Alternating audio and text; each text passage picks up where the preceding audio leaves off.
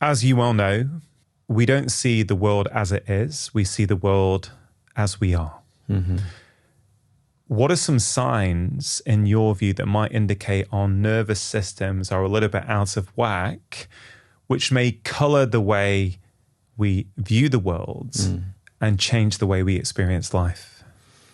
Yeah, I mean, that's beautifully said. I view the nervous system as literally a lens through which we experience reality. And I think our state of our nervous system and the degree to which we're in a mode of reactivity completely dictates our experience of life. So some signs would include forms of reactivity. So if you're like knee-jerk anger is obviously a clear one, or if there's a sense of fatigue or lethargy, or sleep is obviously a huge one as well. That's a big symptom of nervous system dysregulation. What, that we can't sleep?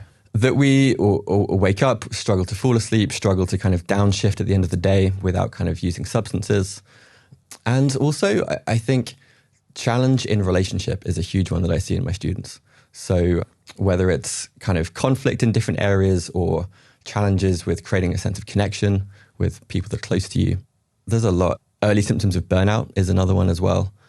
So I think about it in terms of like feather brick dump truck.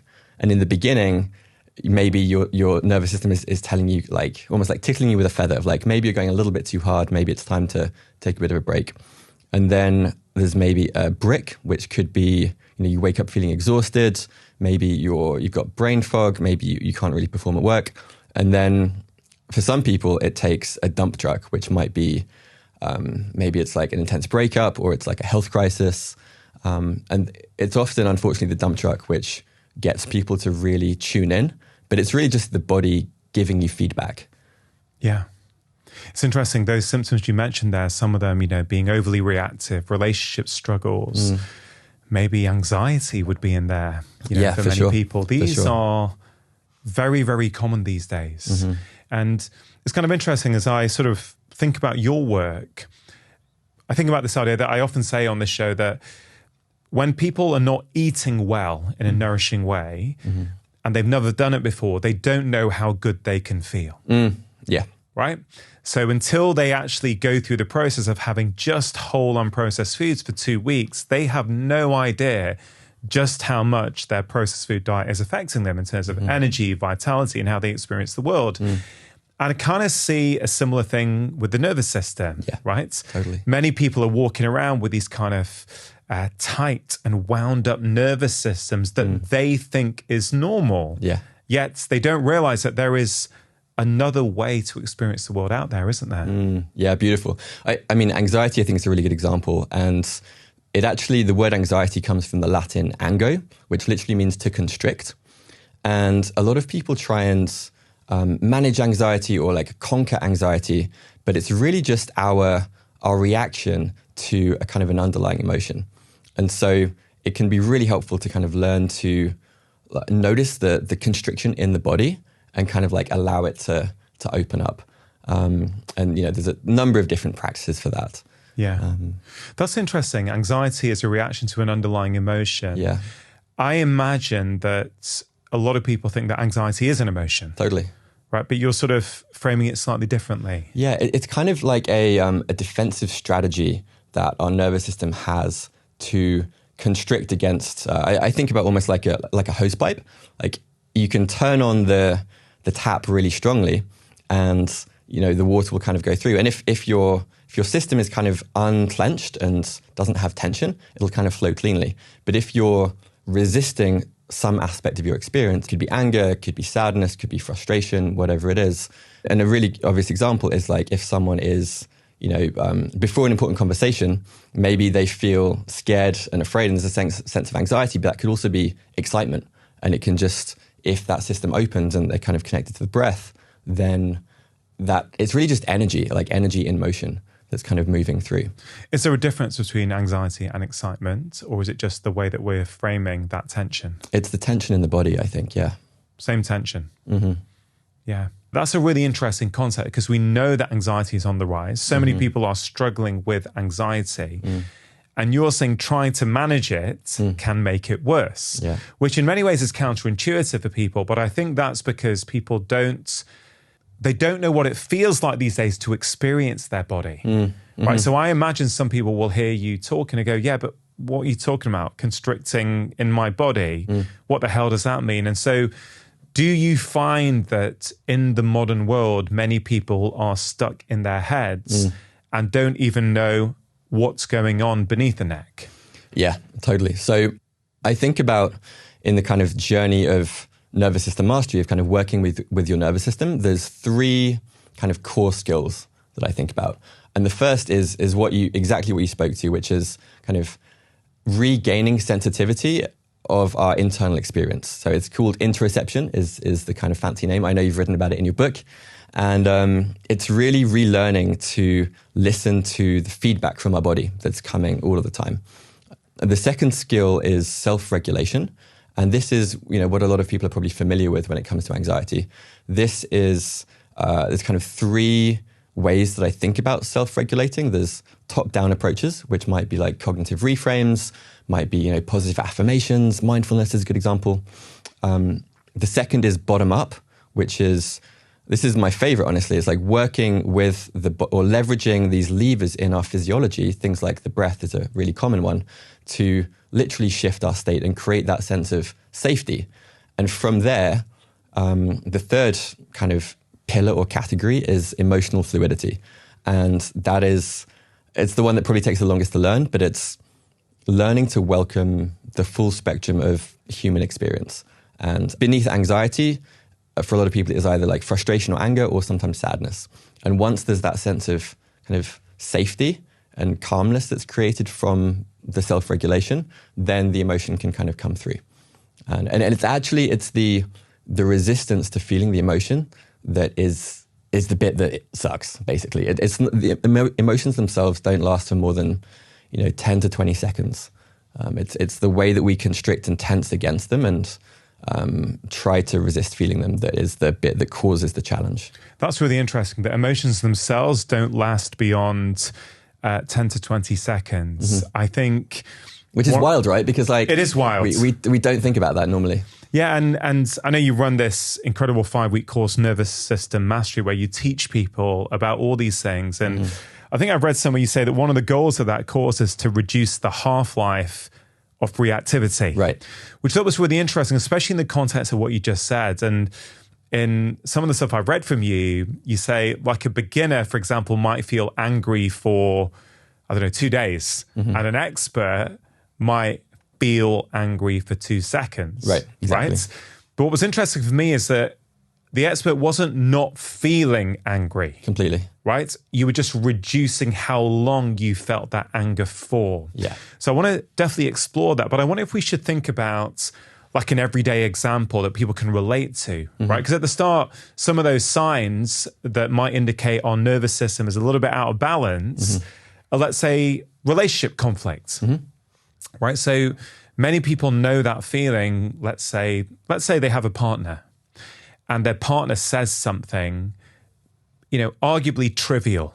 Okay. They say something and the other partner, let's say the person listening, gets incredibly triggered by that comment and starts to create stories about what that comment actually means. They feel angry and not listened to, whatever it might be, okay? So is that a useful example to try and unpick, what's actually going on there? So like through your lens, I think it would be quite helpful to help people understand that. No, totally. I mean, that's a great example. There's basically 2 modes of reactivity that all humans have. One mode, the technical term is hyperarousal, like aggression, intensity, anger, and then hypoarousal is more like collapsing, shutting down, kind of guarding against.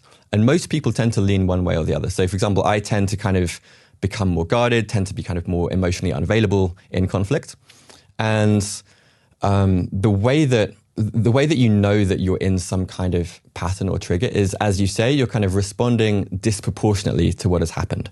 So it's very normal if someone, if you were to like shout at me or insult me, it would be normal for me to like have a reaction to that. But if you say something that's, isn't designed to kind of offend me, but I get reactive or I start to close down, then that's a sign that I'm in some kind of trigger. And, for me, it's kind of closing off. It's becoming kind of emotionally unavailable. And, what's funny is for a long time, I thought that I was just like a very calm person. I thought that I was like very even keeled, very like didn't get reactive at all. But actually I was, in so many situations, I was kind of subtly withdrawing a sense of connection out of like self-protection, basically. And as soon as I was able to notice that was what was happening for me, and my partner kind of the same as well for her, then I could prioritize coming back into what's known as the window of tolerance, which is a very important kind of concept in this world of nervous system practices. And I know I'm in my window of tolerance when I feel grounded, I feel in myself, I feel a sense of, I'm like here, I'm not disassociated, I'm not checked out, I'm not trying to attack someone. And it's really, really hard to have any kind of productive conflict in relationship. And I think all relationships have, some degree of conflict. I think it's really healthy. But if one or both of you isn't in that place of being in their bodies and kind of has that sense of regulation and being in that window of tolerance, then it'll just be kind of back and forth of, usually the pattern is like someone gets aggressive and someone gets defensive. Yeah. We'll come back to relation in just a minute. You said something there that's really interesting for me. And it's something I think about a lot. This idea that you need to be in your body. Now, I think some people are going to hear that and go, yeah, I know exactly what you mean. I know what it means to be in my body.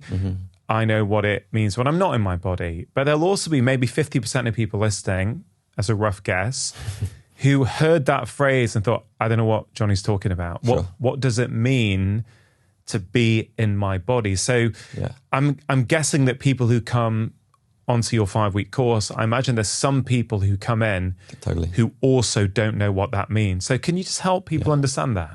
Yeah, I mean, I think it's not binary, right? It's definitely on a spectrum.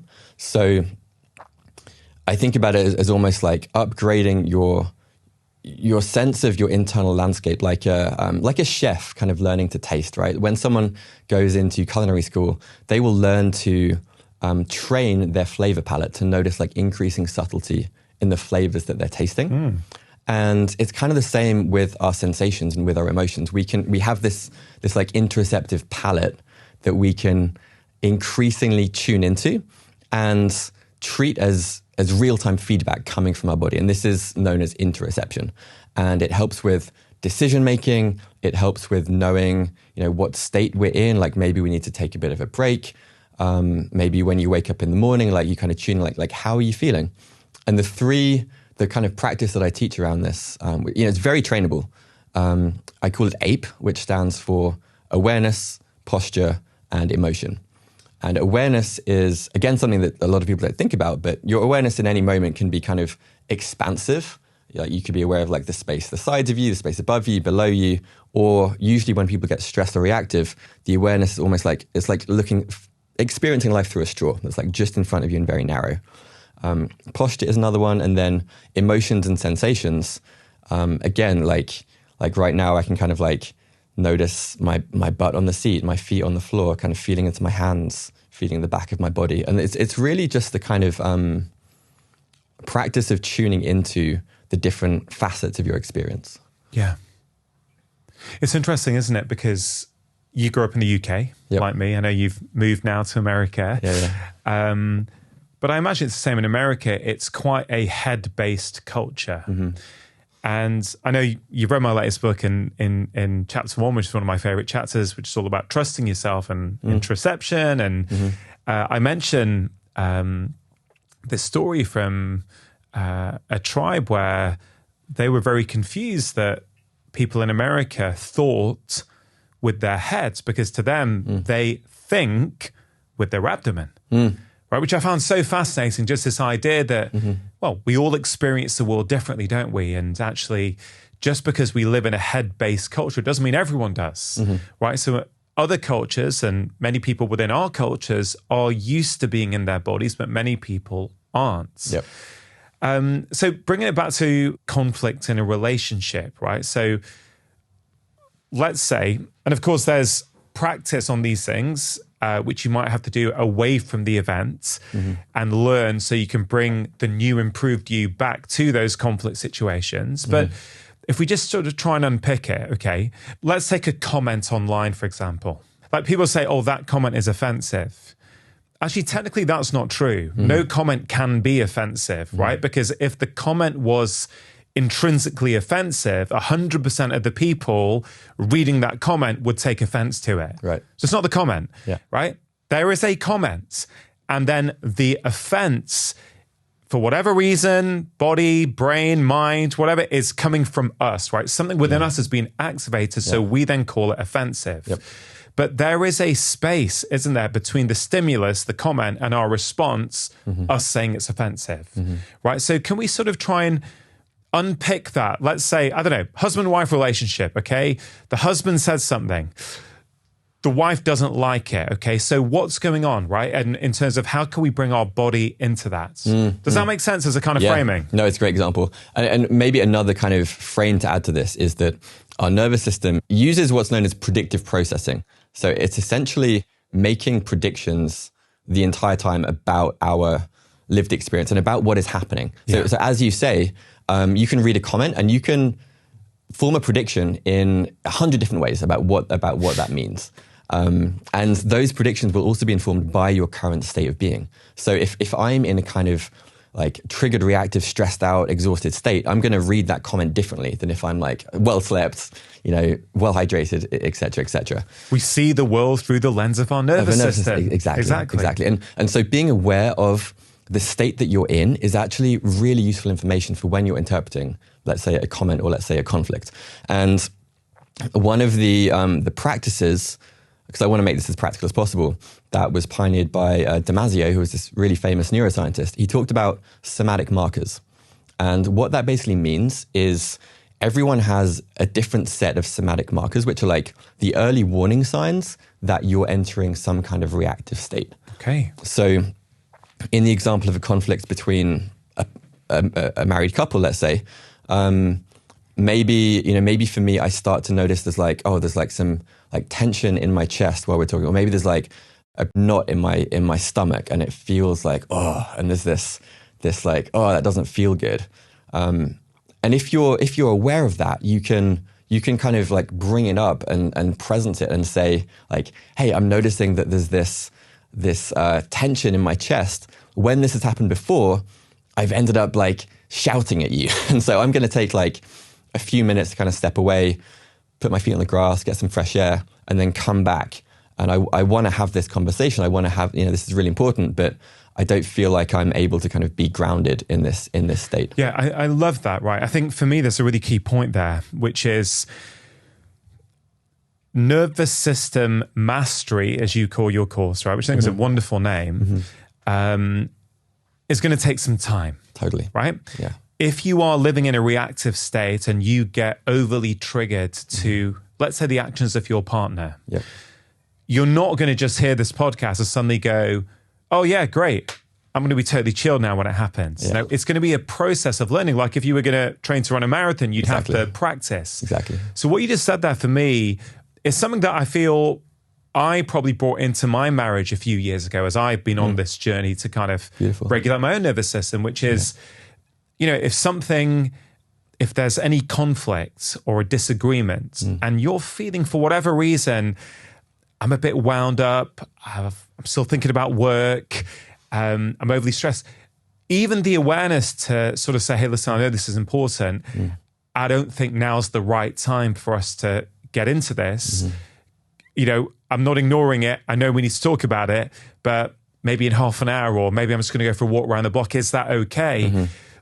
Even that can almost at source prevent this kind of downstream, like, I don't know, set of flames that can often start in relationships, right? Exactly. Is that what you're meaning by that? Yeah, it's exactly that. And I would say the kind of path of mastery or the learning journey is kind of, again, like the time that you spend in that kind of reactive state before you realize and you start to kind of take another path. So, for many people, It might be like, you're angry for like 2 days, or you're not talking to your partner, or you're kind of in this dynamic. And if that shortens from like 2 days to even down to like 2 hours or 20 minutes, that is like a huge life upgrade, because it allows you to move through the world with, and this is what I really care about, you get to have more intentionality. You get to act and kind of show up with more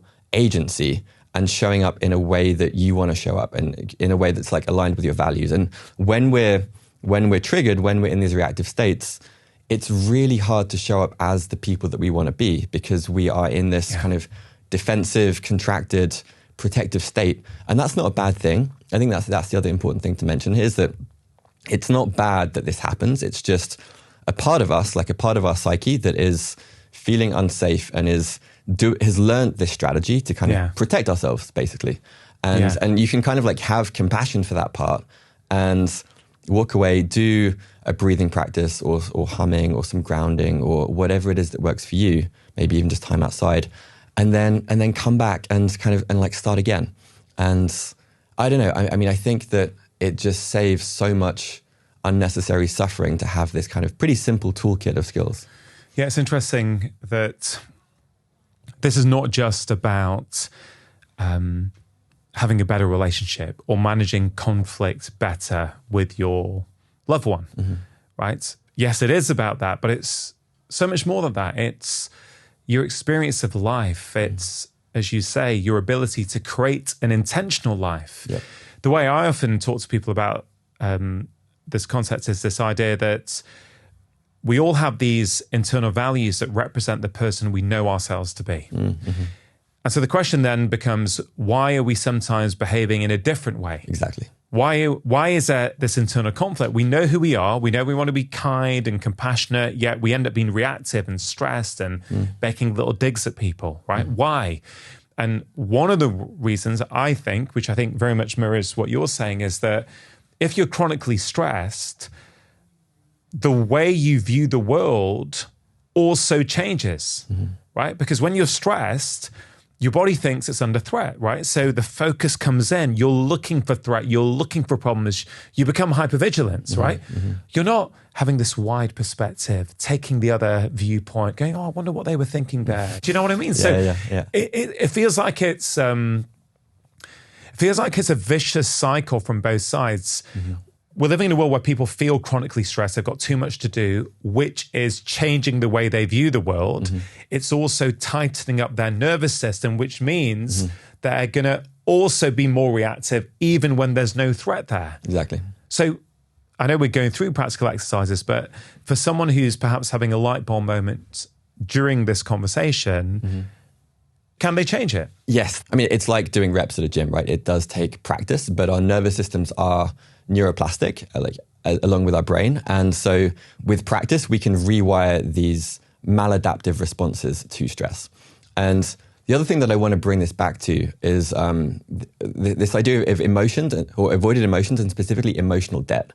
Because the more that we go through life, and our nervous systems have this amazing capacity to buffer our emotional responses, which in many, many situations is super useful. Like, let's say, I don't know, someone on the street just like shout to me, or I'm in a boardroom meeting and I get really angry. It's actually good for me to be able to like suppress that and kind of save it for later.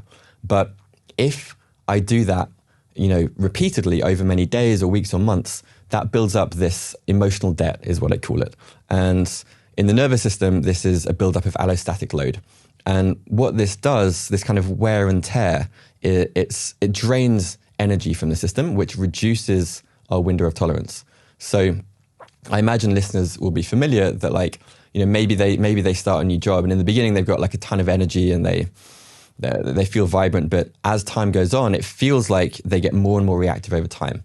And that, I believe, is due to this buildup of allostatic load, which is in part contributed to by not allowing the emotional reflex arc to be completed. And so, many of us are walking around with like pockets of buffered emotional responses, which is contributing to this sense of exhaustion and fatigue and low capacity, basically. Yeah, I really like that idea of emotional debt and this idea that we're not completing our emotional responses. Exactly. Okay, I think it's a really, really important point for us all to reflect on. I know you like to give the example of the lion and the impala. So maybe exactly. perhaps use that as a way of helping people understand what it means to complete that stress response fully. Yeah. So people can search this on YouTube. There's a great video of a impala that is chased by a lion. It's literally like in its jaws. It manages to escape. And the next kind of 5 minutes, it finds its way to hide under a bush. And it just lies down and its entire body just starts shaking. It shakes and shakes and shakes for about 2 or 3 minutes, and it just gets up and it's totally fine. But that shaking is the kind of mammalian response that we all have of discharging that intensity and that stress that it just went through. And humans have kind of forgotten how to do that. There's definitely ways that you can, whether it's through breath work or whether it's through either practice I call somatic surfing, or even just creating a sense of safety. Sometimes the body will kind of go into to complete that emotional response that it wasn't able to at the time. Because often we will disassociate or we'll push it down. And again, that's great. But if we don't set aside time for some kind of processing to just allow the emotions to complete, then they get stored and they drain energy from the battery of your body, basically. Yeah, that's a very vivid image, an impala almost being dead and having all that stress within them that they then process, the stress is gone, they go about living their life. Yeah. And I mean, it's really interesting. Last July, my family and I, for our summer holidays, we went to Kenya, and one of the things we did was go on safari. I was quite scared before I went. Like, I cognitively, I couldn't get my head around the facts that I was going to be in a car, and I was actually hoping our car was closed, but it wasn't. It was open, right? Which was great, but I was just like, hold on. So there's going to be wild animals there, and I was quite tense the first time, for sure. I was holding on to the edge and like trying not to look afraid to my kids. But I was, right? Because I'm not used to being in these environments. So I softened up over days. But I do remember once driving, we drove past 2 lions, and something really profound shifted in me because, you know, this is the wild, right? There was blood all around their faces, their jaws, right? And all my fear went. I just thought, I don't think they're going to attack us anyway. But I also thought, they're full. Like that lion is literally full. I think they've just killed a wildebeest. Their stomach is distended and full. They're probably in that relaxed parasympathetic state now, just chilling. They're not interested in coming after me. Do you know what I mean? It's sort of, it was very profound. And then going back to your example about the wild and how mammals will complete that stress response. It makes you think of this movement-deprived Western world in which many of us live, right? And we talk about the benefits of physical activity for our hormones or our physical health. There's more talk these days about what physical activity does for our mental well-being.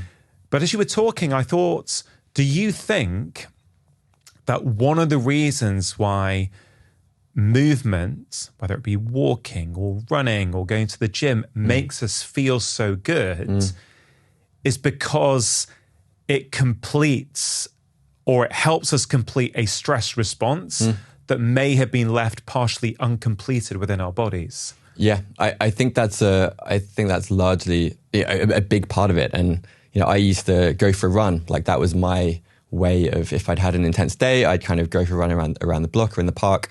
And I'd feel better when I got back. And I think the other thing that you're speaking to is the environment that we're in very much dictates our own experience to some degree as well. So I think about the best metaphor I have for the nervous system is it's like as an instrument. Like we have these human instruments, and sometimes we can get out of tune. That's how I think of dysregulation. But in certain environments, I mean, I felt this the other day on a like incredibly busy London Underground tube. Like we are kind of co-regulating with the other people and the environments that we're in. And as mammals, we feel much more grounded, relaxed, expansive in something like, I was at a Soho Park just before this podcast, and there I was just like, oh, I feel so good. And everyone can relate to that. But I think that it's really helpful to think about how we can, to the degree that we can design our environments, they then will design us in return. And so there's constantly this kind of like attuned relationship between me and you right now, between the room that we're in, the plants. Like our nervous system is constantly looking for these signals of like, am I safe? Can I relax? And so I think there's definitely an argument to be made of intentionally designing your environment for the state that is appropriate for that moment. So another example is there's something called the cathedral effect, which is where if you have like a high ceiling, there've been studies that shown that's better for like creative thinking, versus like a low ceiling is much better for like analytical kind of maybe data-driven tasks. And so we're constantly being impacted by our environment. One of the most important pillars for our health is, of course, nutrition. But I think because of our busy, stressed out lives, so many people are struggling despite their best intentions. So many patients over the years have told me that they know what they should be doing, but they're struggling to actually do it. And that's why I'm a fan of AG1. AG1 is a daily health drink that contains over 70 vitamins, minerals, and other ingredients that are designed to make nutrition really easy. It's been in my own life for over 6 years now. It's simple, it's tasty, it's convenient, and it forms a part of my morning routine. People will routinely tell me that taking AG1 regularly has improved their focus, their cognition, their energy. Some people even tell me that they drink less coffee when they're taking AG1. And there's research out there showing us that taking AG1 regularly can improve specific markers of your gut health, which is really good for your immune health. So if you're looking to upgrade your own nutrition in a simple, tasty, and convenient way, try AG1. To get 10 free travel packs and an awesome welcome kit, go to drinkag1.com/live more. To make sure you are taking action after watching this video, I have created a free special guide to help you improve your sleep and reduce fatigue. Now, in my clinical experience, most people who are struggling to sleep are doing something unconsciously in their day-to-day life that is negatively impacting their ability to sleep at night. So in this free guide, I share with you 5 of my very top tips that I have seen transform the lives of many of my patients. So if you want to get hold of this guide, all you have to do is click on the link in the description box below. So it's interesting. We're in the middle of London at the moment in a studio recording this conversation. Okay, so many people do live in very urban settings, okay? And of course, some people cannot exert much control over their external environment. So what are the kind of things that we can do in our homes, in our flats, in our apartments to try and negate the effect of the outside world? Well, I'd say there's internal things and there's external things. Okay. So your body is constantly getting signals from both your body and the environment. So for people who are in these kind of like busy, loud environments, obviously, externally you can wear noise cancelling headphones, things like that, or just like reduce the intensity of stimulus if you're looking to kind of unwind at the end of the day, for example. But I think more practical and more effective, honestly, are learning what I call bottom-up techniques or practices. So these would include things like humming is actually really effective. It increases nitric oxide by, I think, 15-fold. And it's a vasodilator. It helps with eye strain as well and helps us kind of downshift into that parasympathetic state. Other things would be long hold stretches, exhale emphasized breathing practices. So like 4-7-8 is a really common one. Or just any breath where the exhale is twice as long as the inhale. It will have a kind of calming effect. And another one that you can do without, externally changing anything is a kind of playing with your awareness. So you can be aware of the space like behind you, feeling your feet on the ground, attuning to like the sounds around you. And the more that your awareness is kind of expansive, I'm like doing it a little bit right now, like, or you can kind of put your hands out here for people who can see on the video. And then as you kind of move them behind you, you're kind of expanding your peripheral vision. And that has this kind of expansive effect. And it creates a sense of spaciousness in the system. Yeah. That whole visual piece is really interesting. I work with this incredible movement coach called Helen Hall. And one of the things Helen has helped me with is understanding the importance of peripheral vision when, let's say, you're running.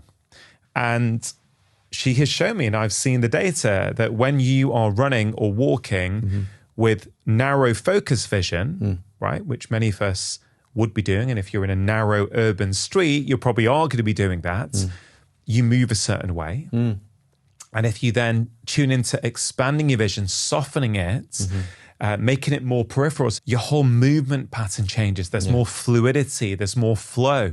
Yeah. It really helps the way you move. And we know that your vision is super related to the state of your nervous system. Totally. So those practices actually, they're really helpful to think about. I want to go into some of them in detail, right? But you mentioned this bottom-up practices, okay? And before you mentioned top-down. Okay, so I want to really kind of unpack it, okay? So top-down, i.e., with your mind, from your brain downwards, you're cognitively reframing things, you're thinking about things differently. Bottom up is some sort of body-based practice, like the breath, for example, that is naturally changing things in your nervous system.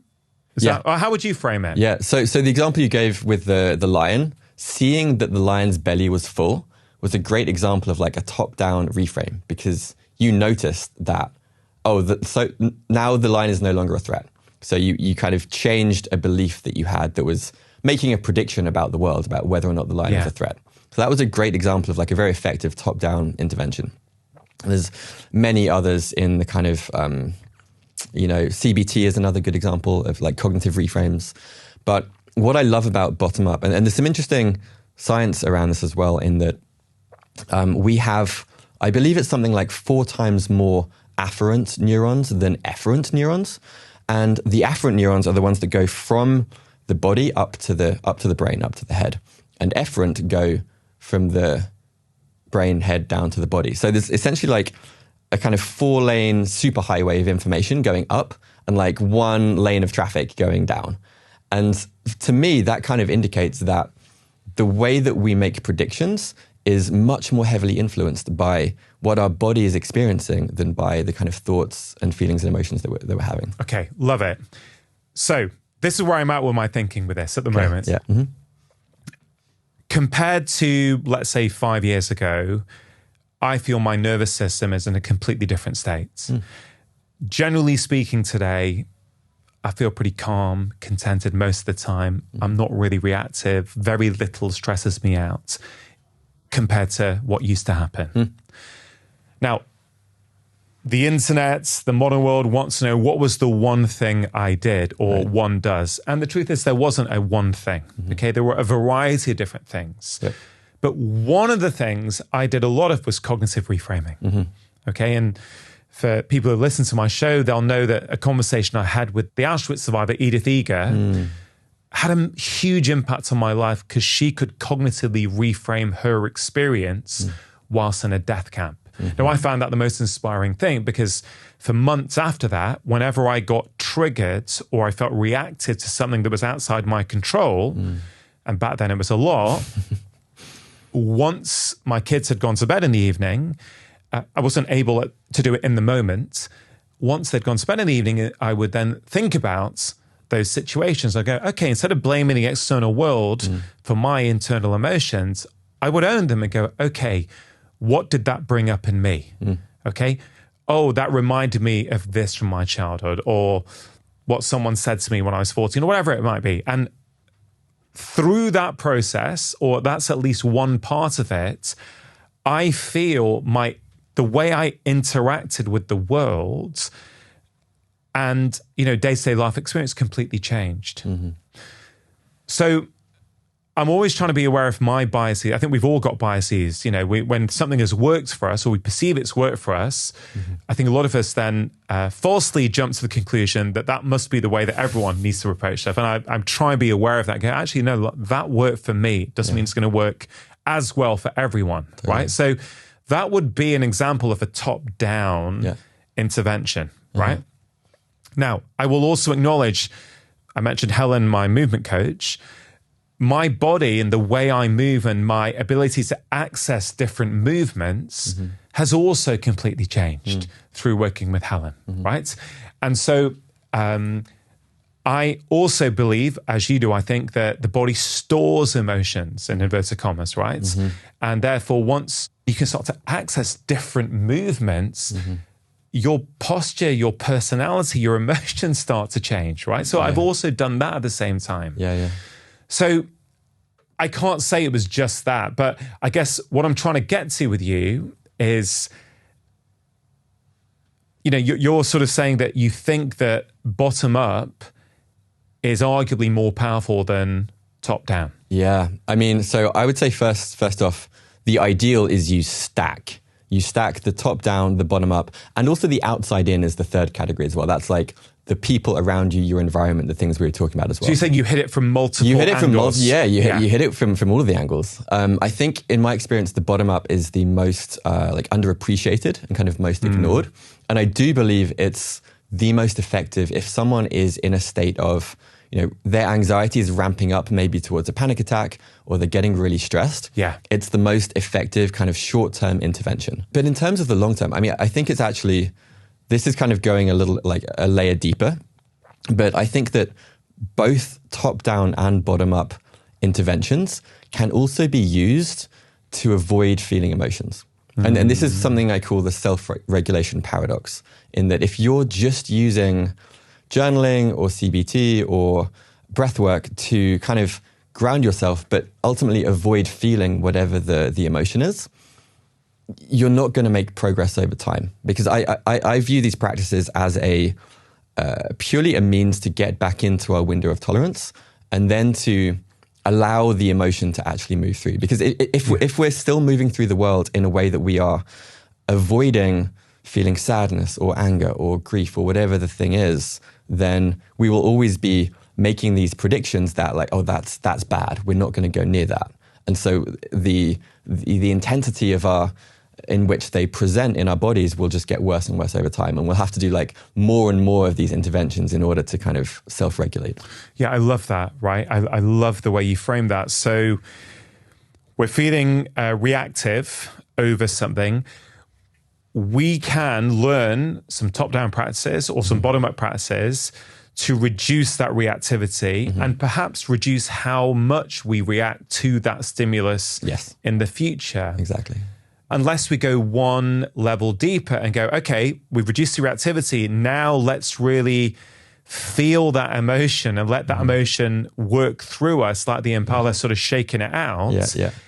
It will still be there. It will be having a hold on us, and when the right scenario presents itself, the right comments, the right amount of sleep deprivation, the right comment from your boss, it's like a match that still lights it. Precisely. Right. And you mentioned earlier that emotions are stored in the body, and up until recently, I think this was a fairly kind of almost like a fringe belief, or we didn't really have like a mechanism for this.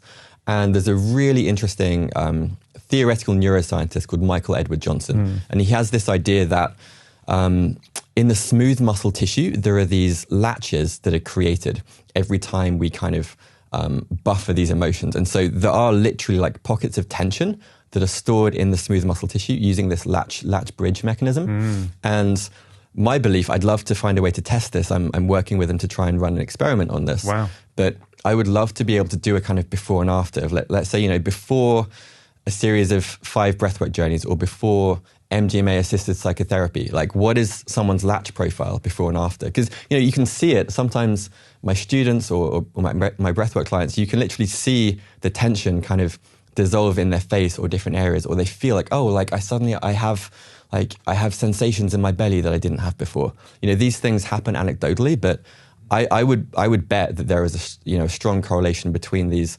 latches in the smooth muscle tissue and the amount of just unprocessed, undigested emotions. Yeah, that is so interesting. That's super interesting. Well, it brings up quite a few things for me. Firstly, this idea that emotions are stored in the body. and this idea that you mentioned that until recently it's been deemed like quite a fringe concept. And I think in many ways that is a reflection of the head-based rational world in which we live, right? The need to find a mechanism for something that many humans will say, well, we've intuitively known this for thousands of years. Now, I'm not saying we shouldn't find a mechanism. I think it's fun to. At the same time, I find many things are deemed fringe when we don't have a scientific mechanism to explain them. You know, I've been in enough movement classes over the years to see when people have certain movements unlocked and released, they can be shaking and crying for like 20 minutes sometimes. It's oh my God, what on earth was stored in your hip flexors that when you finally release them for the first time, you were just shaking. It reminds me of the impala, right? Exactly. Maybe that emotion got stored. It wasn't completed. Exactly. And that movement allowed it to be completed, which then begs the question for me, if you have a stored emotion that's there from a previous trauma or a previous event, can you process it without even thinking about it? Yes. Yeah, you can. And I think that's why my bias is more in the bottom-up category, because I've had a number of personal experiences, mostly through doing hundreds of breathwork journeys. It was kind of my approach. But I've had many experiences. I believe that many of them were kind of pre-verbal, so things that happened between the ages of 0 to a year and a half, before I even had language. And so I'd be experiencing these incredibly intense emotions from like abandonment, grief, rage, and I had no story of what was going on. It was purely I was just witnessing these really intense emotions like coursing through my body, but having zero idea what they were connected to. And that's happened, more times than I can count. Which is why I think the intellectual piece, the top-down piece is a really useful kind of like wedge in the door, because it gets people in contact with the felt sensation.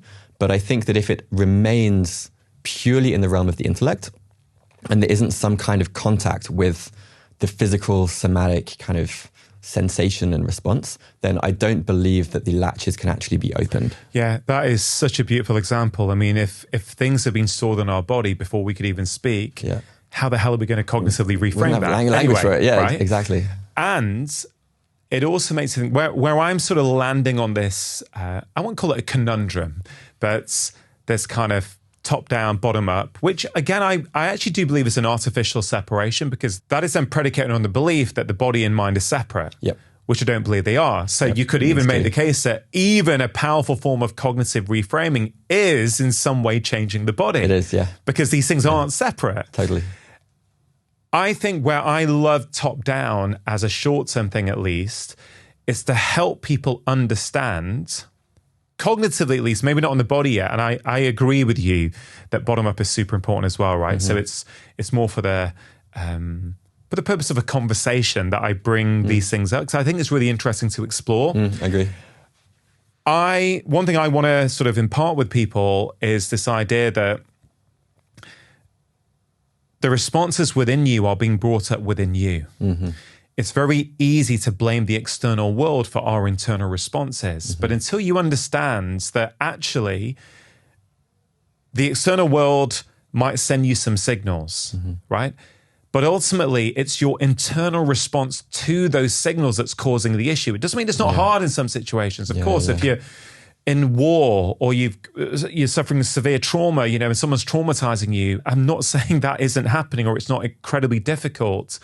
But let's take it away from those extreme examples and talk about a comment on social media, right? Which people are walking around getting triggered every single day by what I would call neutral comments on social media. I think top-down is really useful to help people understand, look, the comment really at its core is neutral.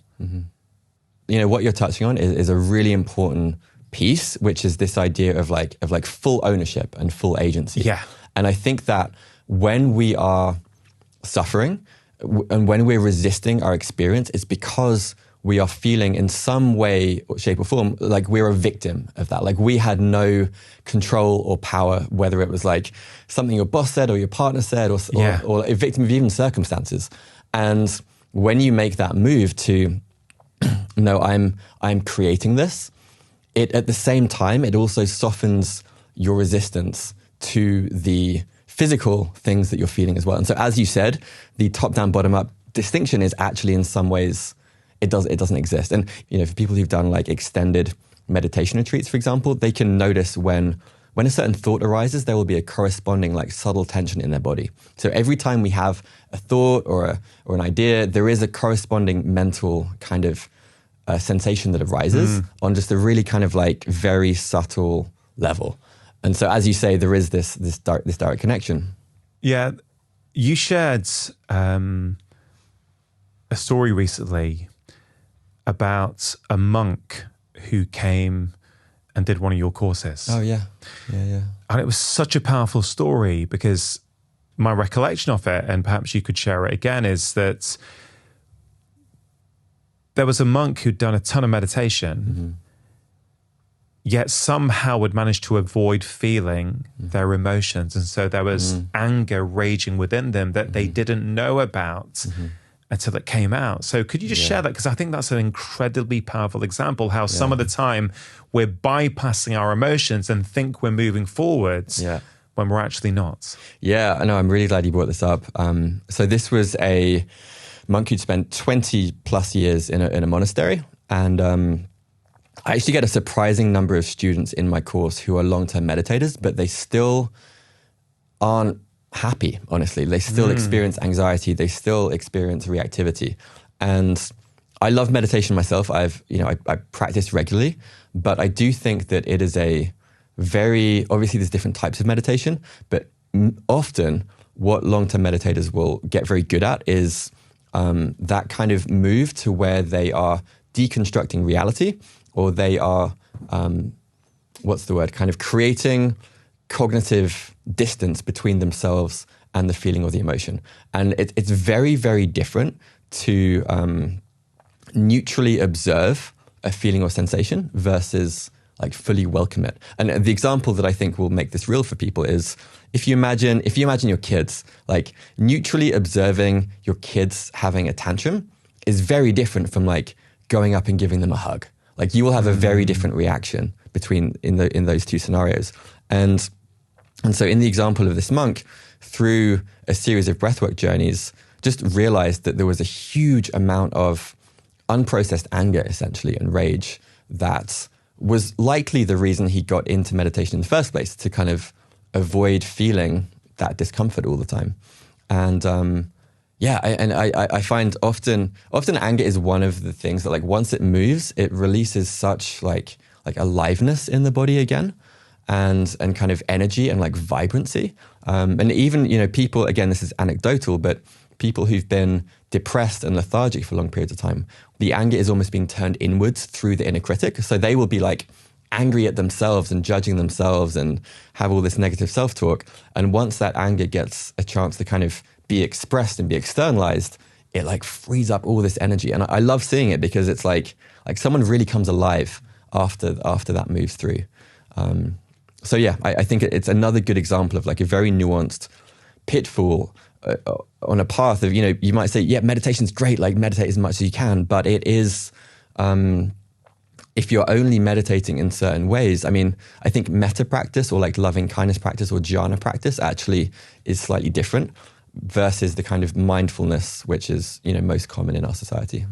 It's such an interesting point that this monk, I think you said that he or she had meditated for 20 or 30,000 hours, right? Mm-hmm. I think most of us would assume that someone who had done that much meditation, especially, let's say, taking vows as a monk and gone away to meditate, would have processed their emotions and they were living in a state of inner calm. Mm-hmm. And so I think that really stuck out to me when I heard that. I go, wow, how many of us are bypassing our emotions? Exactly. Could I be bypassing my emotions in some parts of my life without realizing it? It's really interesting to reflect on. And totally. You said before, let's say you're in a meeting at work and you feel angry, let's say at your boss, and you're saying it's quite a good skill to be able to suppress the anger and not show it in the moment. Okay, so let's go back to that example. So I think this is a scenario that many people will feel whether it's their boss or their colleagues, they're in a situation that they feel angry, but it's not appropriate in their work environment to express that anger. Okay. So for the purpose of that meeting, they kept it in and they were as, in inverted commas, professional as they could be. What should that person then do in your view? Or what are some of the things that person can then do to feel that anger, to process the anger, and then move on from the anger? Totally. So I'll actually give 2 suggestions here. One's like the kind of beginner level, and the other is like the advanced level. And I'll maybe give some more context around anger as well, because it's a really good example. So anger can, in my view, get kinked in 2 different ways. And if you think of like it moving through a hose pipe, if you kink it one way, something happens. If you kink it the other, something else happens. Okay. If you kink it one way, it comes out as like passive aggression, where, you know, someone's like, oh, like nice t-shirt, or, you know, it's that kind of like kinked way of like being angry, but not really owning your anger. What's wrong with my t-shirt? Yeah, I mean, mate. You actually have a nice t-shirt on it. I really like it. And then the other way is, you know, what people more commonly think of as anger, which is like aggression. And again, it's not really feeling the anger. It's like blaming someone else for your experience, basically, and being overly aggressive. So hold on. So let's just really try and land this. So something's happened that we're feeling angry about, but instead of feeling it, we're sort of blaming the other person. Defensive. We're getting defensive, in some way. right? Yep. So help people understand what's the difference between that and feeling the anger. Because some people might feel that, hold on a minute, well, that is me being angry. My defensiveness is a reflection of me being angry, but you're saying that's not feeling the anger. Yeah, there's a really, I'd say the best way to articulate this is to the degree that you're kind of grounded and in your body when you're expressing the anger. And so like anger that it's like clean anger, let's say, is the phrase that I have, is basically just like clarity and determination and like setting a boundary. What comes from really clean anger is like setting a boundary from a place of love. Is like, no, like that's not okay. Like that's kind of the energy of like clean anger. But often it takes a while to kind of get to the point where we can just express in that kind of like clean, loving way. And so having a practice, so let's kind of go back to the example of someone in a boardroom. Someone said something super angry. It wasn't appropriate to kind of maybe even speak. So they leave the room. They're really charged. There's this like, there's like real energy. I mean, there's a number of ways that you can kind of work with this. Some of my clients will like go on drives and they'll just like roll the windows up and drive on the road and just like let it out, like make loud sound.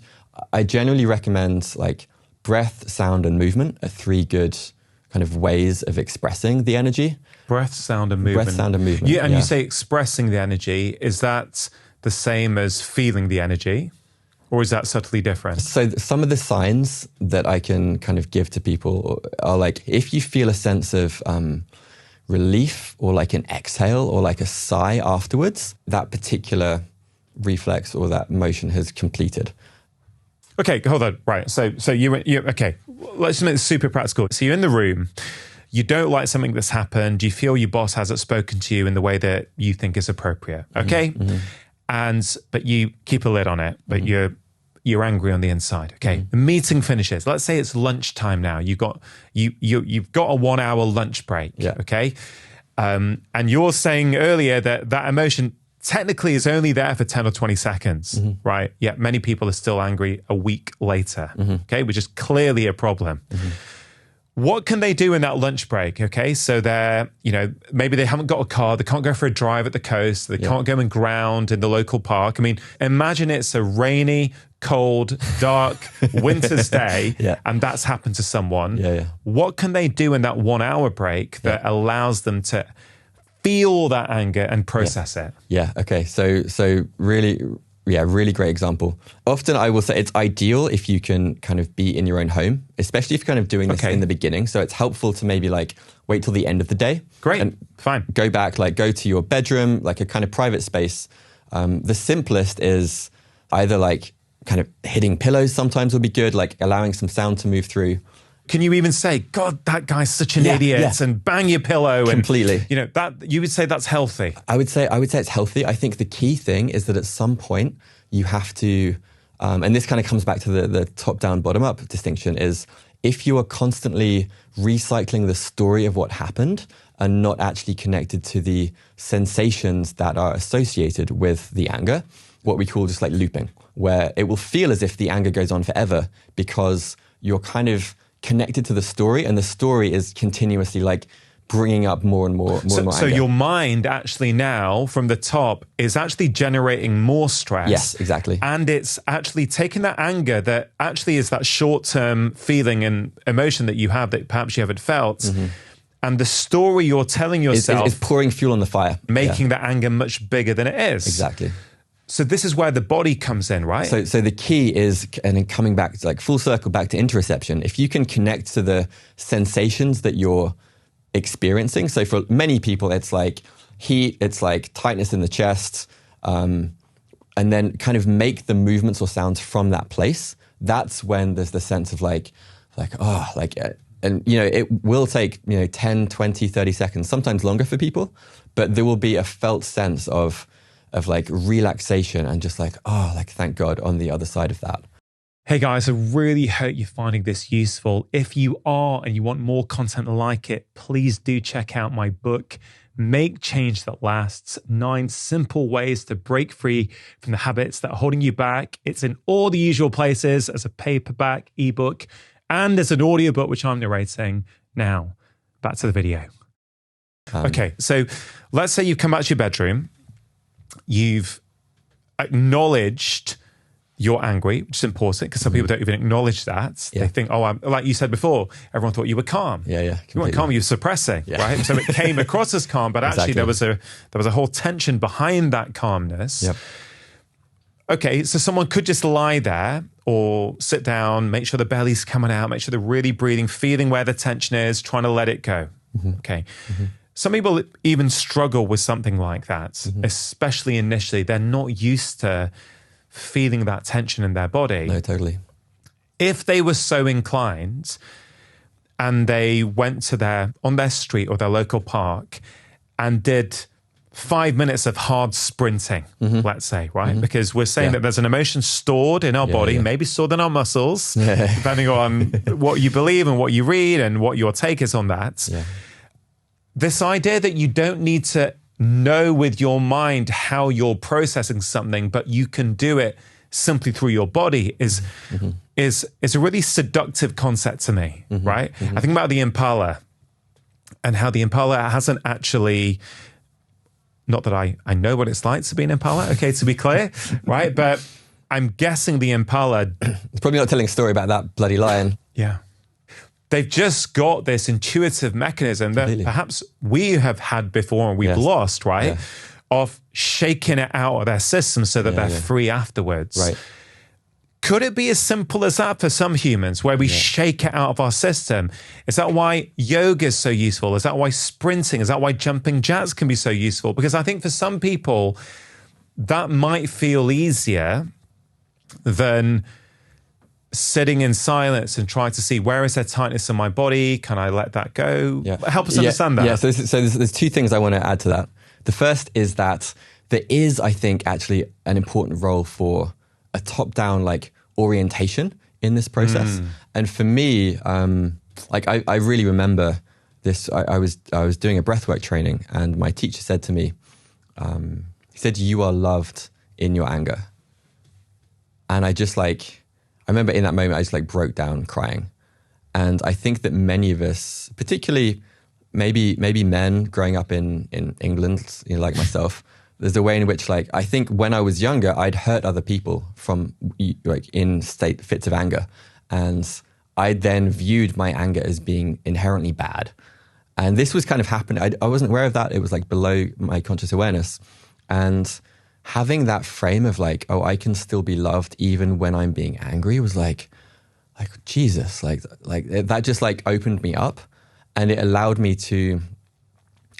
anger to kind of flow in a way that I wasn't actually trying to kind of contract against it, because I had a belief that I was inherently bad if I was being an angry person. And so I think and I imagine there's many people out there that consciously or unconsciously have that kind of belief running in the background of like, and even meditation, like it can subtly reinforce this idea of like, you're bad if you're angry, like you're a bad meditator if anger comes up. And so I think that was a big unlock for me personally. And then secondly, kind of speaking to the way that this moves, at the risk of sounding like woo or whatever, there's a way in which the body has its own intelligence, right? And all you need to do is get out of the way, and the body will know how to complete that. And so what I think, like sprinting can be great, shaking can be great, but really all you're doing is trying to kind of like get to the point where the body will it will start moving on its own, and it'll just know what to do. And you just have to like witness it and just watch it happen. Yeah. And so many of these practices, so I have one called somatic surfing, somatic experiencing. There's many different, sometimes shaking, sometimes TRE. There's many ways of like getting into this state, but ultimately you're just trying to get back to like what that impala already knew, which is this just way of discharging the energy. Yeah, it's interesting, isn't it? We think we've become more advanced, like the human minds, and look at all these buildings and all this technology. And of course, depending on how you look at the world, you could say humans are incredibly advanced in terms of what we can now do. Mm-hmm. But I do question that sometimes because, if you look at like some pretty objective data, despite all the material things we have access to and all the technology and, the fact that many of us now are living lives that are better than royalty maybe 250 years ago in terms of the standard of our lives and in terms of material quality, unhappiness is on the rise. Yeah. Anxiety is on the rise. Depression is on the rise. So I even sometimes question this kind of whole idea that, we're getting better because are we? Yeah, of course we are in some levels, but that impala seems to have that, innate intelligence that it hasn't lost yet. Yeah. Now, of course, the impala's life is under threat every day as well. So I acknowledge that, thankfully I live in a safe country, in a safe place where my life is not under threat. So I'm not trying to romanticize. It's not either or, is it? Totally, it's like, how can we live in this beautiful world in which humans have created and at the same time not lose the innate intelligence that all of us had, that those guys, the wild animals, still have, that we've lost. I really do like that idea that the body knows what to do if we get out of its way. Totally. Well, the way that I think about this on maybe like the deepest level is this idea of like coming back home to ourselves. But the phrase that I really like is secure attachment with life, secure attachment with reality. And most people, or many people have heard of this idea of having attachment strategies with partners. But this idea of coming back to feeling fundamentally at home in our bodies and in the world. And I think ultimately this is the deeper journey of nervous system mastery is opening up these latches, is creating the conditions of safety so that all parts of our psyche learn to feel inherently like safe in the world. And the safer you feel, the less you will get triggered, the less you will get reactive, the less you will get anxious. And the way that I've started to view this for myself is viewing anxiety as like, it's like a beautiful signpost. It's like, here's a way in which you're still protecting yourself from some aspect of your experience. And like, what a gift. Like that's an invitation to kind of get curious about it, to move towards it. And maybe like courageous curiosity. So, because it takes some courage to kind of move into it. But like on the other side, there's like more freedom. There's more agency. There's more aliveness. And that for me is like, it almost turns life into a game, right? It's like every little time I start to get like triggered or annoyed or whatever it is, that's like, oh, cool. Like, I wonder what's there for me. I now for many years love it when I get triggered. Nice. Honestly, I know it sounds ridiculous to some people, maybe not to you, but I'm like, oh, wow. Because without that triggering, I would never have had the opportunity to kind of process this thing that's under the surface that I'm not maybe cognitively aware of. And it's only by that experience, that comment, that event that, because you can either push it away or go, oh, wow, there's still something there unprocessed. There's still something, because the thing that you think is triggering you is not the thing that's actually triggering you, or it's not the root cause of it, is it? It's something else underneath that hasn't been processed. It's like a beautiful mirror to something that's happening beautiful mirror. Inside. Yeah. I know you're a fan of this this quote from a tribe. Knowledge is only a rumor until it lives in the muscle. Yeah. And I think we can interpret that in many different ways, but I kind of think we can apply it also to some of the things that you've just said and we've been talking about. You know, we're living in a world of more and more knowledge, aren't we? Where there's more podcasts, there's more health blogs, there's more health books, right? So we've got more and more knowledge in our minds. So I think a lot of the time people feel that they've done something with that knowledge when they haven't. They've just heard the knowledge. And I passionately believe that the most important things in life can't be taught, they have to be experienced. Yes. And I think that quote really speaks to that and speaks to this idea that actually we need our minds to get out of the way. And if we get out of the way, our body just does it for us. Exactly. Yeah, exactly. So the way that I like to teach in my, with my coaching clients and in the course is through this idea of being a scientist of your own experience.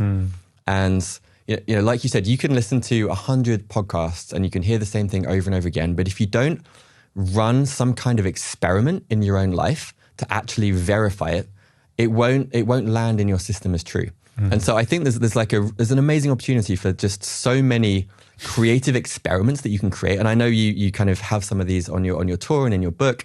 I think kind of co-creating experiments with people so they can feel some of these things for themselves is the way that we learn. And so an example might be, I love recommending people take a cold shower, but not because of the health benefits, even though there are a bunch of health benefits, but paying like really close attention to what happens to your body as you start to go towards the cold, icy water. And for most people, there's a sense of like contracting and tensing, like you're bracing yourself against the freezing cold water. I used to go swimming around the pier in Brighton every morning. And most of the time I'd approach it and I'd be like, oh, like I'm gonna be freezing. And that bracing is the exact same response that we have to emotions and to kind of life situations. And if you can kind of be attuned to what that feels like in your body and gradually start to relax, the cold and emotions can actually feel very just like enlivening.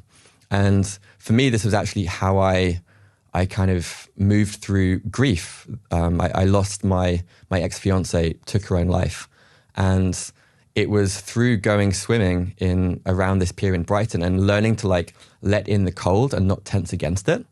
And then applying that same like move in a way to the grief and just allowing it to kind of move through me, that I was like wow. And that totally, like, that changed my life. And so finding ways to create experiments. I mean, you could take a number of things that we've talked about and design your own experiment around it so that you can see if you can feel it. And another example is, doing humming or doing one of the breathwork practices like 4-7-8 breathing. It won't stick unless you notice how you feel in the beginning, you do the breathing practice, and then you notice how you feel afterwards. And if you feel different or better, that will like register in your body of like, oh, like I'll do that again. And you'll remember to do it in a time down the line when you need it. Yeah. As opposed to just intellectually thinking that it's a good idea. Hey man, I'm sorry to hear about what you've been through. Do you feel able to share a little bit more about that? Because it sounds like that was pivotal in the journey you've embarked upon and what you do today. Yeah. I was actually down in Brighton yesterday visiting her memorial tree. It was a tree that we planted down there. I mean, I think what's relevant to this conversation is Sophie was a junior doctor and she suffered from an anxiety attack one morning at work when I was traveling in Portugal. And she came back and she took her own life and she overdosed on medication. And yeah, I mean, this was like my pivotal kind of turning point where I'd never, I'd had a pretty great childhood. I'd never been through anything hard or challenging, but I'd seen other adults who had not digested their grief. And there was this sense of like, almost like deadness or numbness or like lack of aliveness in them that I was like terrified by. And I said to myself, like, if I don't move towards this grief, I will end up like those like husks of human beings. And so I kind of turned towards it and went like really leaned in. In the beginning, it was meditation retreats, breath work, all this kind of stuff, and like learning how to feel the grief essentially. And there was one moment that I just like really remember. I was kind of approaching her memorial bench in this place called Lieva Sands, and every step I took towards it, there was this intensity building in my system, and it just felt like the grief was like a tidal wave that was like moving through me. And as I got closer and closer, it felt like it almost just like, it was like more than I could take, and it almost just like obliterated me. But what was so shocking was that if I let go of the story about having this tragic loss, it actually felt beautiful. It felt like it was like the energy of love, like the energy of like deep connection and like rawness. And that was it was confusing in the beginning, because I was like, grief is meant to be this like hard, challenging thing. This terrible thing happened to me and to her, but it was beautiful, and it felt almost like deeply joyful in a way. And that just, and at that point I was like, okay, everything I thought I knew about emotions is clearly like, I have more to learn here. And so that kind of set me on this path, which eventually landed in the nervous system work and kind of teaching this stuff. Yeah. Many people struggle with death. They don't know what to do when a loved one dies. And I once heard you say that you believe that the 5 stages of grief might well be the 5 ways in which we try and resist grief, which is really powerful. It's very thought-provoking. And it kind of fits with an idea that I think is probably been sitting on top of everything we've spoken about today, which is this idea that, you know, what we resist persists. Yeah. So this idea that actually we live in the world, we interact with the world, and we're going to feel certain emotions. And as long as we feel that emotion, process the emotion, and then move on from the emotion, in many ways, it doesn't stay stuck within us. It doesn't cause that emotional debt that you were talking about earlier. And I think people can get their head around that with the boss who maybe talks to them badly at work, okay? But when it comes to death and grief, I think people then think, well, this is a completely different scenario. So you've obviously been through some incredible grief, and thank you for sharing certain elements of that story. It's very, very powerful. What would you like to say to someone who's listening right now who is really struggling with grief? They're overwhelmed and they don't know what to do and they're feeling stuck. What would you say to them? Yeah, I mean, I would say there is like a healthy denial, I think, that happens in the beginning. Like for me, there was almost this like overwhelm, numbness.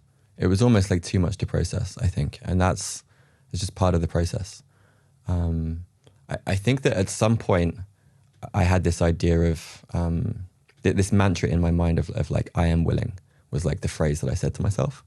And it almost felt like being willing to be obliterated by this like tsunami wave of grief and intensity that felt like too much to experience. And I think parts of my identity had to die, like the future vision I had of our relationship and of having a family and of, you know, the life that I had imagined for us together, that had to die. And I think that's what grief is. Like we experience it with changes in location, in not only losing loved ones, but it happens all the time. And I think it's allowing parts of our identity to literally be obliterated. and that in the beginning feels initially painful. But my experience was that it was almost like it deepened my capacity to love over time. It was almost like hollowing me out. And yeah, I felt in many moments this raw aliveness. And again, this is kind of exemplifies many of the themes we've talked about. Of there is this like innate intelligence in me. Like my body, my nervous system knew how to feel and process the grief. Mm-hmm. I just had to show up and be willing to let it move through me in all the ways that it did. And to the idea of like the 5 stages of grief being the ways that we resist it, I think that it's almost like the ways in which that grief gets like kinked in our system. Maybe we blame the circumstances for what happened, or in the beginning there was part of myself that like I blamed myself for not doing more and for not, spotting it and these things. And it would have been very easy for me to get almost like stuck in that endless loop and that endless eddy. But for whatever, maybe good fortune, maybe good luck, I was able to just like allow it to keep on moving and keep on unfolding. And this is, again, kind of coming back to the nervous system. Dysregulation is just when we get stuck. It's when we don't allow the kind of natural cycles to complete. Yeah. It doesn't mean we don't experience enormous intensities of emotion. And I think grief being like a particularly vivid and extreme example that people can relate to. You said the cold helped you start to face that grief and feel it. Mm. The cold is sort of a mechanism that kind of forces people to be in their bodies. Yeah. Right? You can try not to, but depending on how cold it is, you're going to ultimately end up there. Mm-hmm. So let's just really unpick that. So you're struggling with grief, or someone is struggling with grief. How might a cold shower help them start to feel that emotion? Yeah. So I'll use the example of when I was swimming in the cold, but it could apply to a shower as well. Like in the beginning, there is that bracing, that kind of like defending against the cold. And with, after maybe 30 seconds, maybe a minute or so, that intensity starts to die down. And I almost imagined like letting the cold in. And I felt in my body there was like less tension, less bracing. And it's also at the same time, it stops being uncomfortable. And at a certain point, the cold actually feels, there's like heat gets generated in the body and it feels good. It feels amazing. When you start resisting. Yeah, exactly. Like that, for anyone who's done a cold plunge or a cold shower, like once you start resisting, before you know it, you feel totally relaxed. Exactly. But you feel like you're holding, it's cold, you're tight, you're holding on. But we don't realize you just need to let go and actually lean into it, and actually it gets a lot more comfortable. So it trains that move of letting go. And I think that's the thing that's the rep that we need to do in order to practice. I love that. It sounds like it's not that you had decided, right, I need to process my grief, and so I'm going to go into the ocean to help me process it. It sounds like it was subtly different, which is when I'm in the ocean, it allows me to stop resisting and, as you say, let go. So the skill that I'm practicing in the cold water then is a universal skill that I am naturally starting to apply to every other element in my life, including my ability to not resist the grief. Exactly. Yeah, exactly. Right.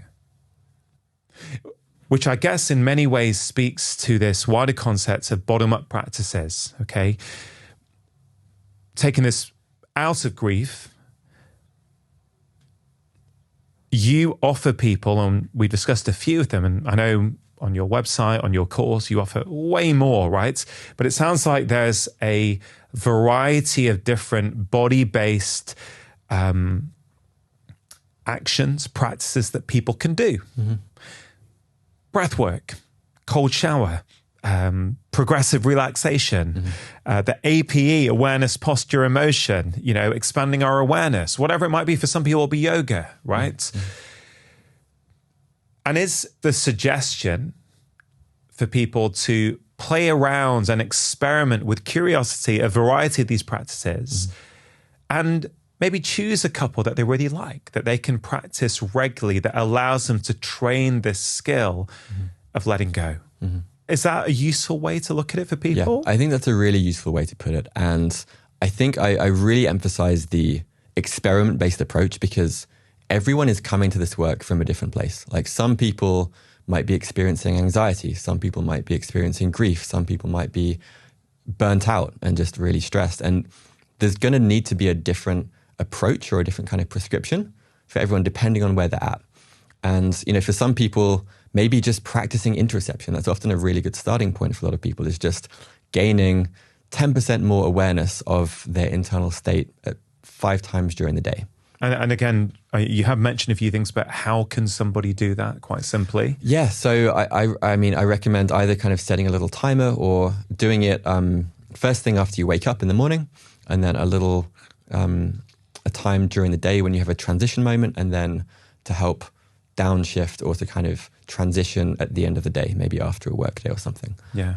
I find on a personal level that, so many of us store tension and stress in our pelvis. Yeah, completely.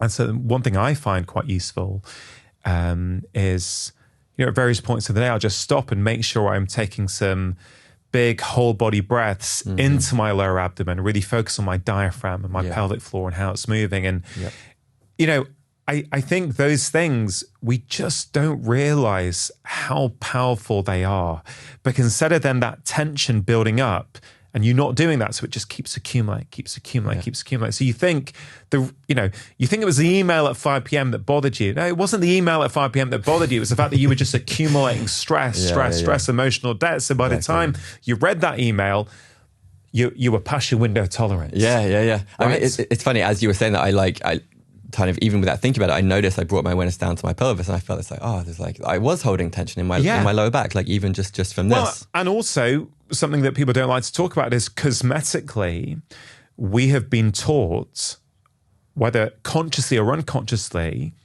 to hold our tummies in. To have a flat belly, yeah. Yeah. Completely. So people are Terrible walking for around. breathing. Terrible for movement, terrible for your pelvic floor, terrible for stress. Yeah. But I think people have been conditioned, myself included, for many years, so much that we don't even realize when we're doing it. So we need to bring this kind of conscious awareness to, don't hold your belly in. Don't hold your belly in. Yeah. Do you know what I mean? It's everywhere. It's like, you mentioned top down, bottom up, but also the environment. Well, that's the environmental conditioning. Yeah. Teaching so many of us to hold tension in our bodies by holding our tummies in. No, completely. And there's also another kind of interesting, like, anecdotal correlation I've noticed is once people start to be able to bring awareness and breath down into the pelvic floor and in the bellies, there's an embodied sense of safety, which doesn't make sense unless you've actually experienced it. But there's something about releasing tension there and bringing breath and presence down there that creates a sense of, I think it's like a sense of grounded safety that people self-report. And then from that place of safety, you can move through the world making less fear-based kind of predictions and decisions. Yeah. I love, Jonny, observing societal trends and trying to sit back and go, what does this societal trend tell us about the state of society? Okay. So I've got a couple of questions that have just come up for me that I want to put to you about what these trends tell us about the state of our nervous systems. Okay. There's more and more people now intentionally embracing the cold, right? Cold plunge, cold showers. We've spoken about that today a little bit, okay? What do you think that growing trend of cold plunges tells us about the state of societal nervous systems, if anything? Yeah, interesting. If I was to kind of hazard a guess, I think there's a lot of people that feel in some way like numb to their lives and to the world. And my guess is that many people are looking for experiences that help them to feel alive. And I think that freezing cold water is a incredibly efficient mechanism for creating a undeniable sense of aliveness in the body, even if it's only for a short period of time.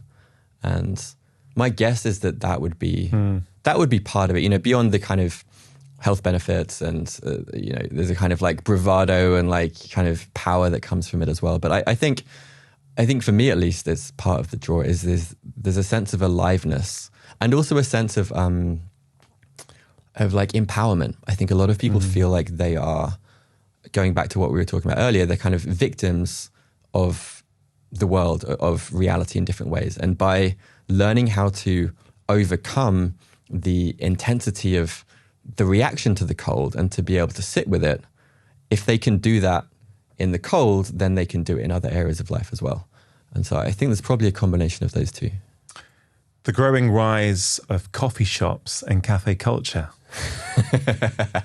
What does our caffeine consumption say about the state of our nervous system? Yeah, I love the taste of coffee myself, and I have nothing against coffee, but I will say that when there's caffeine in our system, it releases hormones which actually make it more difficult to feel our interoceptive sensations. There's a way in which the adrenaline and the cortisol and things, they numb our bodies. And so my sense is that as well as the kind of drive towards productivity and getting stuff done and all the reasons people take coffee, I think that there's a way in which it also numbs us somewhat against what we're experiencing moment to moment. Yeah. And people will notice that, like, if they stop taking coffee, they might start to feel things again that maybe they've been not wanting to feel for a while. Yeah, it's interesting. I love a cup of coffee as much as the next person. But if I'm drinking too much, I just feel it all going up into my head. Not the coffee. I feel I experience the world much more through my head. Yeah. And I'm less grounded. Yeah, exactly. And I think, I could be wrong, maybe it's my childhood memory, but I don't think there was this kind of epidemic of coffee shops. Now, to be clear, I love a coffee shop as much as the next person, right? At the same time, I do think it says something about the state of society. You know, go, productivity, you know, no resting, pushing through. And then what I also think many of us do is that we lean on epidemiological studies showing that coffee consumption is associated with lower risk of Alzheimer's and, you know, a whole host of other things, lower risk of type 2 diabetes. Yeah. And for many people, that is a license to drink more than actually is good for us and our nervous system. So whilst I acknowledge those studies, and I don't inherently think there's anything wrong with caffeine, in balance with the rest of your lifestyle and your nervous system, I do think for many people, they've got fried nervous systems. They're not resting and switching off enough. They've accumulated a ton of emotional debts, right? They don't feel their emotions, and they're using caffeine to allow them to keep going. Yeah, it's that, and I would add something else to this as well, which is that people learn to feel safe in that stimulated state. Yeah. And that actually starting to rest and downshift feels unsafe in their system. And often when they begin to, it will start to bring up some of those, again, like things that don't feel good, or and then they will find another way to kind of stay stimulated to avoid actually deeply resting. Yeah. I mean, I'm experiencing a version of that at the moment, right? I'm on the back of a busy and outward focusing 6 to 8 months with book launch and national tour. It's all been great. Like, I want to experience life and see how I respond in different scenarios. At the same time, I would say one of my crutches when I've got a lot on tends to be coffee.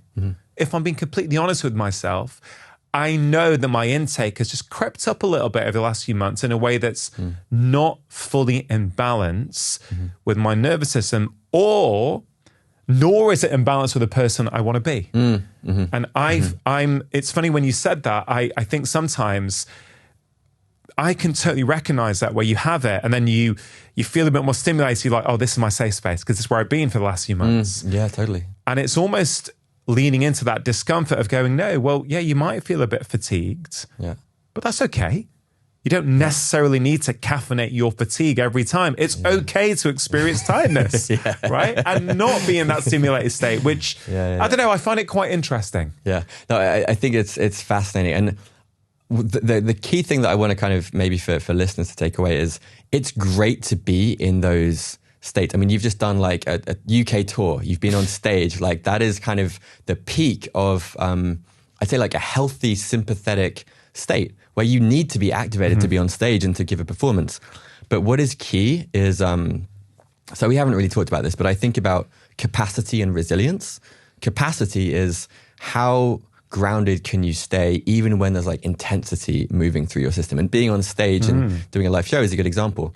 But then resilience is how efficiently, how effectively can you downshift? And that's the skill that I think most people are missing and kind of need to actively train.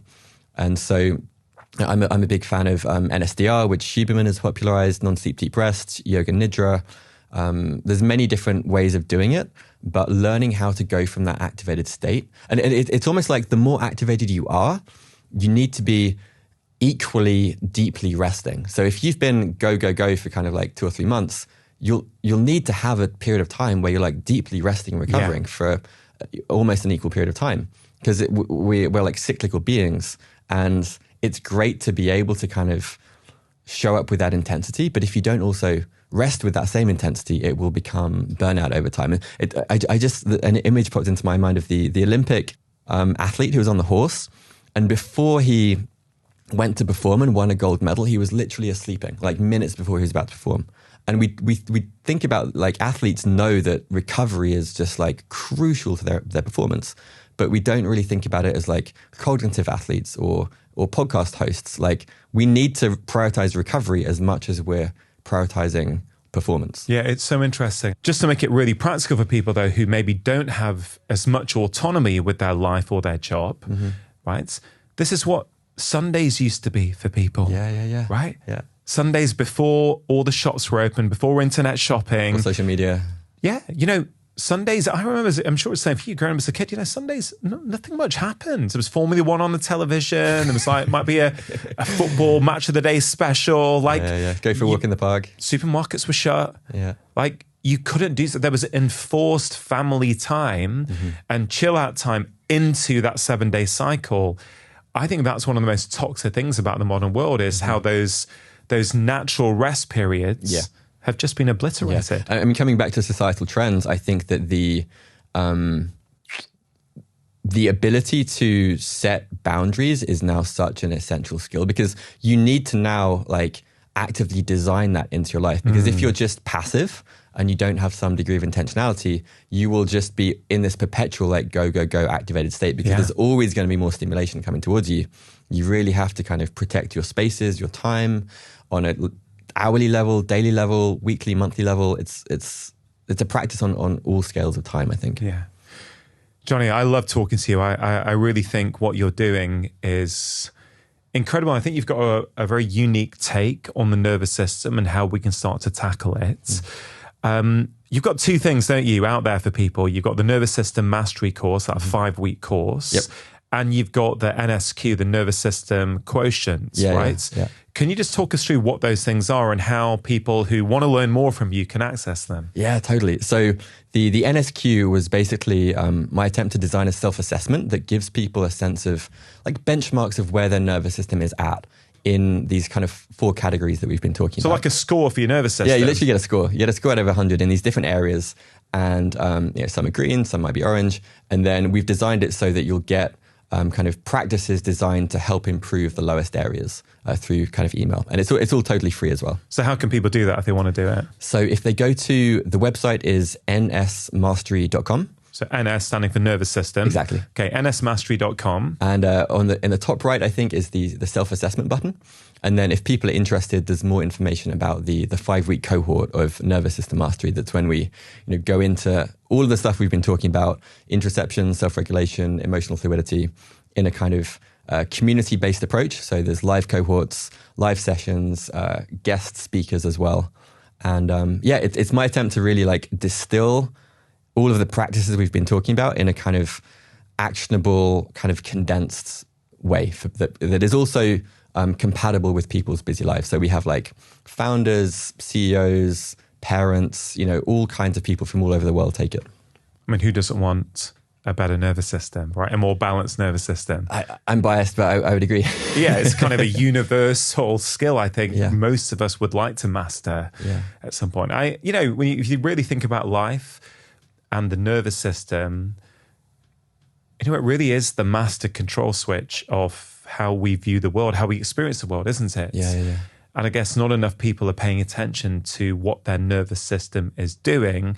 So they feel in that reactive mode all the time, thinking that that's the only way to exist. Yeah. And I mean, we just weren't taught these things growing up. Like I wasn't, I only found out about it in the last 10 years or so. But I mean, imagine if these practices were in schools or taught by parents or taught by young people, there'd be less unlearning that has to happen. Yeah, well, I think what you're doing is incredible. For someone who has been listening to this conversation, Jonny, and they're like, okay, I've not really paid much attention to my nervous system, but I'm definitely someone who's stuck in my head. Mm-hmm. And when I first heard Jonny say, where am I feeling that in my body? I didn't have a clue what he was talking about, mm-hmm. right? Hopefully they understand it now. Mm-hmm. You mentioned a variety of different practices, but for that person who's never felt what it's like to be in their body and they want to start, what would you say to them? Yeah, I would say just start super simple. Kind of first thing in the morning before you check your phone, kind of sometime between waking up and leaving the house, just set a timer for 5 minutes and do what I call an interoceptive weather report. So just like an internal check-in of how is my mind, busy thoughts, stories about things, how is my awareness, how is my posture, do I feel tired, do I feel energized? And then what is the mood? Is there an emotional tone? Am I noticing any sensations? And even just that kind of brief check-in on a daily basis will compound over time. And you will start to gradually be more aware of what is happening internally when you're going about your day, maybe when you're stressed out, maybe if challenging things arise. And it really just is a practice that gets way, way, way easier over time. What's interesting for me is that you don't actually have to do anything with the things that you notice. You're just noticing. Exactly. Yeah. And I think that's quite a key point for people to really understand. It's okay if you're feeling tight or you're feeling sad, but what you're asking people is to train the awareness that that's what's going on. Exactly. And this is, we haven't talked about this distinction, but there's this idea of self-unfoldment versus self-improvement. And self-improvement often comes from this premise of there is something in me that is broken or that needs fixing. Whereas self-unfoldment is like the impala. It's just allowing whatever is coming up to be there. And I really think having this frame of self-unfoldment is so helpful for people because, things like this check-in, it's just welcoming and allowing whatever is arising. Maybe you're tired, maybe you're angry at something, maybe you're frustrated, maybe the sadness. And that's all great. That's all welcome. But the more that you can tune in and listen to the feedback and the data of your body, the more in tune you can be and the more regulated and intentional you can kind of show up for what's important to you. Helping us all experience the full breadth of human emotions. Exactly. Jonny Miller, thank you so much for coming on the show. Thank you so much. This has been just such a pleasure. If you enjoyed that conversation, then I think you are really going to enjoy this one. We sleep in order to dream. In the sleeping body, the brain is throbbing with glucose usage and metabolic activity and electrical activity. Our bodies are sleeping, but our brains are not resting.